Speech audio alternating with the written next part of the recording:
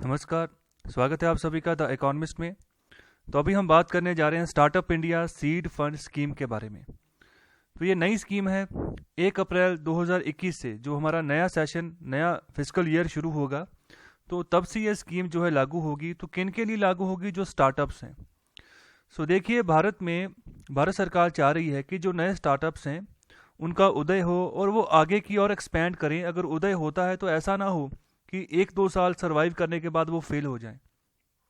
तो भारत सरकार चाहती है कि कोई भी अगर स्टार्टअप लेकर आता है, स्टार्टअप कहने का मतलब अगर किसी ने कोई नए तरीके का बिजनेस लेकर आया, कोई नए तरीके की इनोवेशन लेकर आया, और उस इनोवेशन को वो आगे बिजनेस मॉडल की तरह जो है आगे डेवलप करना चाहता है, तो भारत सरकार चाह रही है कि ऐसी डेवलपमेंट जो है इसको हम फोकस करें, आगे लेकर जाएं। तो इस तरीके से धीरे धीरे हमारा बिजनेस जो है बहुत ज़्यादा ग्रो होगा।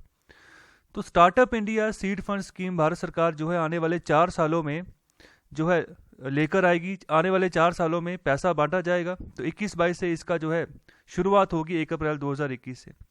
तो इस स्कीम के अंतर्गत जो है फाइनेंशियल असिस्टेंस मिलेगी उन स्टार्टअप्स को जिनके पास किसी कंसेप्ट का प्रूफ है, मतलब हम इस कंसेप्ट के ऊपर काम कर रहे हैं, फलाना फलाना कंसेप्ट है, जहाँ फिर कोई ऐसा बिजनेस मॉडल लेकर आए हैं, या सपोज करो पहले से ही कोई बड़े प्लेयर जो है मार्केट में मौजूद हैं, तो उसी बड़े प्लेयर को आपने टक्कर देनी है। आप नया स्टार्टअप लेकर आ रहे हो, तो आपके स्टार्टअप में कुछ नया इनोवेटिव होना चाहिए, तभी आप उस जो पुराने वाला जो एस्टेब्लिश्ड जो यहाँ पर बिजनेस मॉडल, तभी उसको आप टक्कर दे पाओगे। तो इसके लिए भारत सरकार चाहती है आप लेकर आओ अपने कंसेप्ट को। जो आपका प्रोटोटाइप होगा उसकी डेवलपमेंट के लिए पैसा दिया जाएगा, प्रोडक्ट ट्रायल की आप जो होगा उसके लिए पैसा दिया जाएगा, मार्केट में एंट्री करनी है तो उसके लिए भी आपको जो है सपोर्ट प्रोवाइड होगी, कमर्शियलाइजेशन के भी आपके लिए सपोर्ट प्रोवाइड होगी। तो कमर्शियली आप कैसे बेच रहे हैं, तो भारत सरकार उसके लिए भी यहाँ पर चाहती है कि हम आपको सपोर्ट करें और आगे बढ़ो आप। तो 945 करोड़ जो है, इतना पैसा जो है आने आने वाले 4 सालों में बांटा जाएगा। ये ध्यान रखिएगा राशि, इसमें से भी क्वेश्चन निकल जाते हैं। तो इतना पैसा बांटेगी और ये उन्हीं को बांटे जाएंगे जो स्टार्टअप्स एलिजिबल होंगे, जो भी भारत सरकार ने एलिजिबिलिटी क्राइटेरिया रखा होगा, तो उसी के हिसाब से जो सिलेक्शन होगी और उसी के हिसाब से इन स्टार्टअप्स को पैसे बांटे जाएंगे। तो अभी के लिए जो एक्सपेक्टेशन है कि कितने स्टार्टअप्स को हम सपोर्ट जो है प्रोवाइड करेंगे, तो यहाँ पर 3600 स्टार्टअप्स की बात कर रहे हैं। और इसके अलावा बहुत सारे मीजर्स जो हैं भारत सरकार ने आत्मनिर्भर भारत पैकेज के तहत भी जो है बेनिफिट जो है प्रोवाइड करने की यहाँ पर कोशिश की है बहुत सारे स्टार्टअप्स को। जो स्टार्टअप्स फॉर एग्जांपल 2019 से शुरू हुए थे, 2020 में यहाँ पर जो सर्वाइव कर रहे थे, तो लॉकडाउन और पैंडेमिक की वजह से इनको बहुत झटका लगा है। तो भारत सरकार ने जो अपना आत्मनिर्भर भारत पैकेज अनाउंस किया था, तो इसमें इनको भी यहाँ पर बेनिफिट पहुंचाने की बात की थी। तो क्या बेनिफिट यहाँ पर देने की बात की है उसके बारे में अब चर्चा करते हैं। तो सबसे पहली बात कर रहे हैं क्या क्या बेनिफिट्स मिले हैं। तो रिजर्व बैंक ऑफ इंडिया की बात करें कि इन्होंने क्या प्रावधान रखे जब से लॉकडाउन लगा।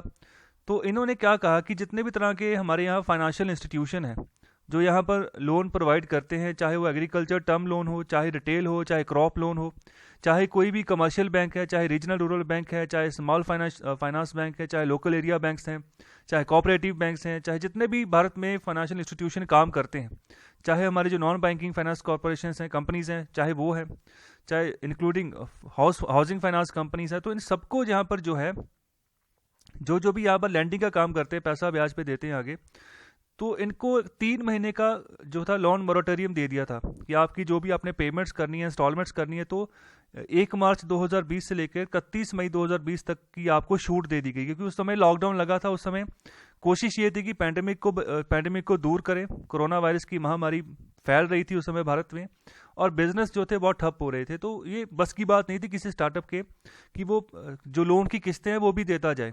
ओके, तो इसलिए यहाँ पर 3 महीनों तक के लिए विराम लगा दिया था भारत सरकार ने। 3 महीने तक आपको कोई लोन की जो है किस्तें देने की ज़रूरत नहीं है, आप अपना काम चलाइए, फोकस करिए।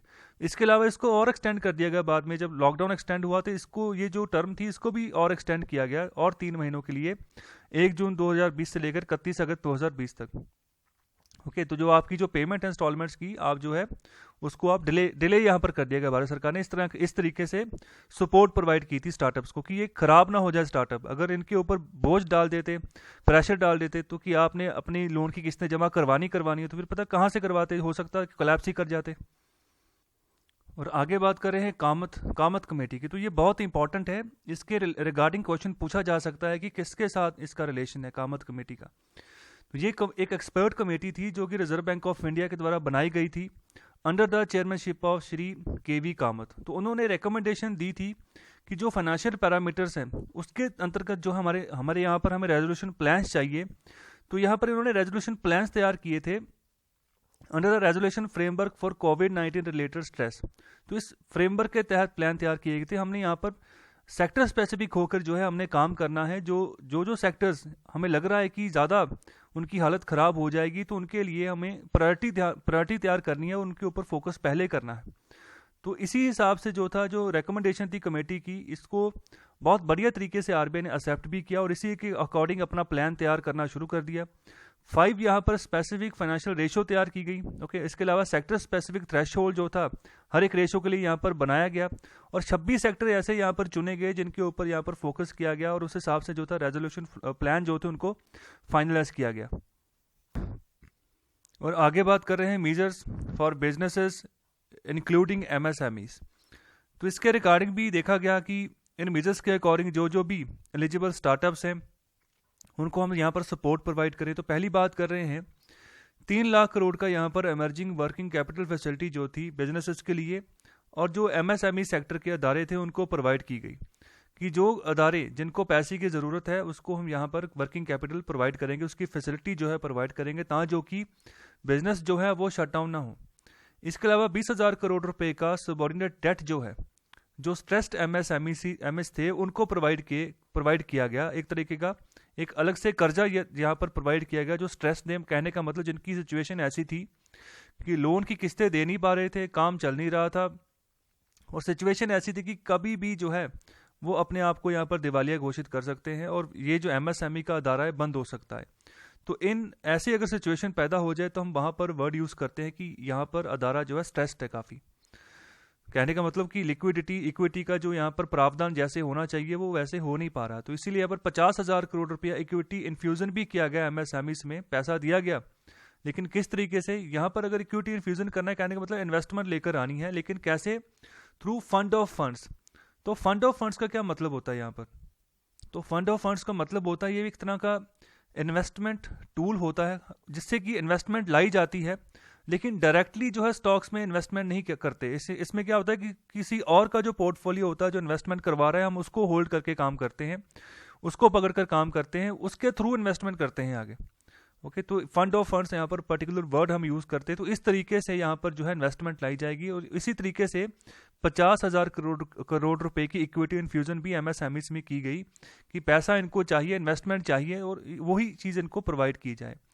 और इसके अलावा सबसे इंपॉर्टेंट बात है जो MSME है, इसकी डेफिनेशन भी जो है उसको चेंज कर दिया गया है। इसकी नई डेफिनेशन अभी आई है। क्या डेफिनेशन है? देखिए, MSME का मतलब होता है micro, small and medium enterprises.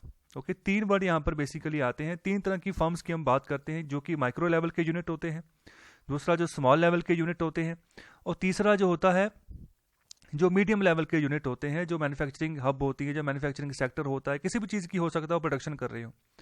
तो MSME से ही ज़्यादा प्रोडक्शन निकल कर आती है। जैसे कोई बड़ा अदारा है तो ऐसा नहीं कि वो बड़ा अदारा अगर किसी की कार की मैन्युफैक्चरिंग कर रहा है तो सारे पार्ट्स वो खुद ही कर लेगा।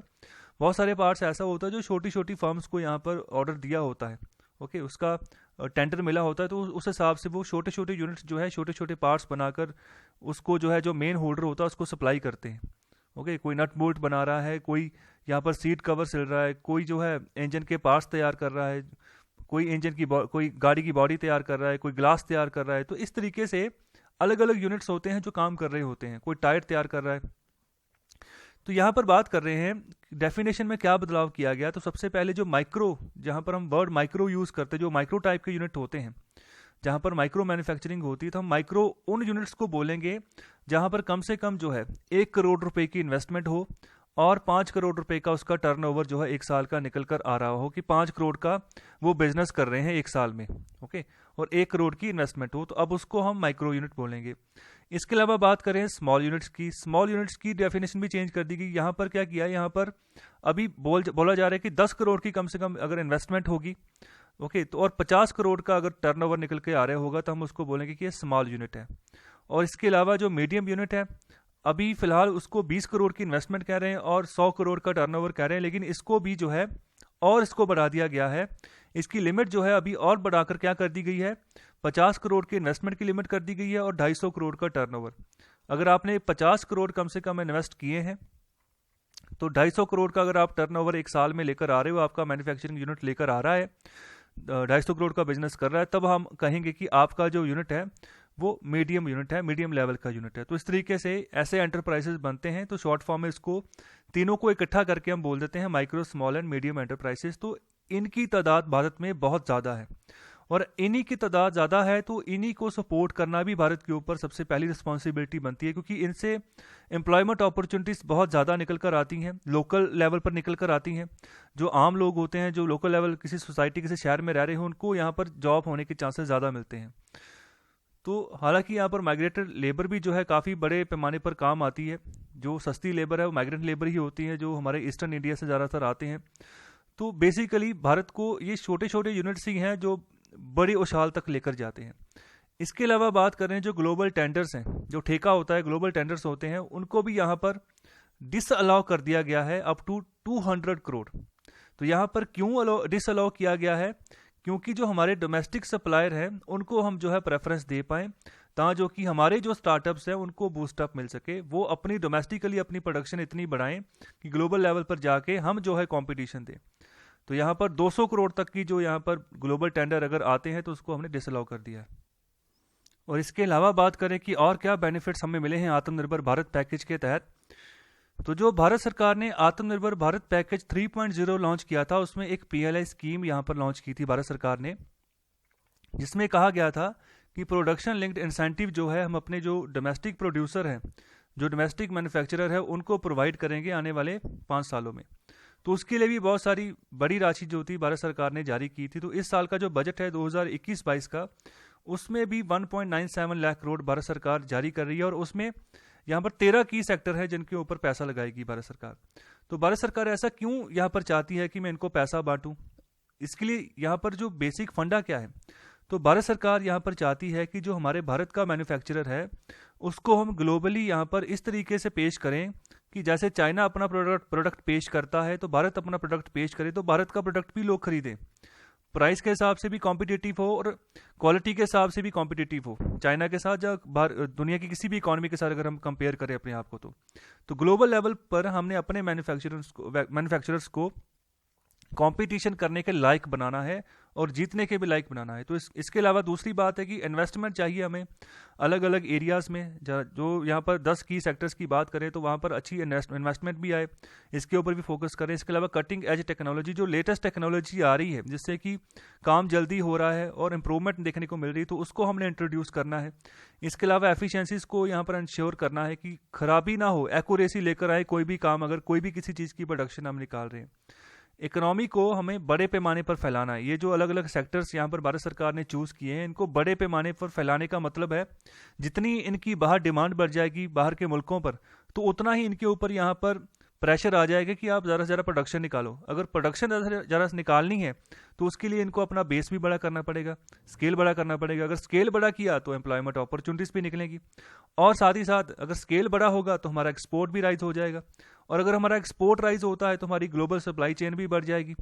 ग्लोबल सप्लाई चेन बढ़ती है तो हमारी ग्रोथ जो है काफ़ी उभर कर सामने आएगी और ओवरऑल हमारी इकॉनमी जो है काफ़ी अच्छा ग्रो करेगी और जो हमारा करेंसी है वो भी अच्छी तरीके से मजबूत होनी शुरू हो जाएगी। इसके अलावा बात कर रहे हैं और क्या बेनिफिट मिले हैं जो हमारे स्टार्टअप्स हैं। इसके अलावा जो और बेनिफिट की बात कर रहे हैं, relieves through employ provident fund. Okay, तो इसके रिगार्डिंग भी EPF के रिगार्डिंग भी कुछ रिलीफ जो हैं भारत सरकार ने दिए हैं। तो यहाँ पर बात कर रहे हैं प्रधानमंत्री गरीब कल्याण पैकेज। ओके, तो ये यहाँ पर भारत सरकार ने प्रधानमंत्री गरीब कल्याण पैकेज जो है ये अनाउंस किया है, जिसमें जो 12% होगा, जो भी किसी सैलरी मिल रही होगी किसी भी एम्प्लॉय को, उसका सैलरी का 12% एम्प्लॉय खुद से कंट्रीब्यूट करेगा और जिसने उसको हायर किया है, जो भी उसका एम्प्लॉयर होगा, 12% उसकी सैलरी का वो भी कंट्रीब्यूट करेगा और दोनों यहाँ पर 12-12-24%। तो ये जो पैसा है ये उसके जो यहाँ पर एम्प्लॉय होगा उसके EPF अकाउंट में जमा होता जाएगा।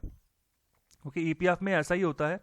EPF में कुछ परसेंटेज होती है, जैसे फॉर एग्जांपल नॉर्मली 10% लेकर चलते हैं कि 10% एम्प्लॉई अपनी सैलरी में से शेयर देता है, 10% जो एम्प्लॉयर होता है वो देता है, फिर वो एक अकाउंट जो अलग से बनता है जिसको हम EPF अकाउंट बोलते हैं, उसमें पैसा वो जमा होता रहता है, जैसे एक तरह की पेंशन होती है, जब यहाँ पर एम्प्लॉई चाहे उसको निकाल सकता है।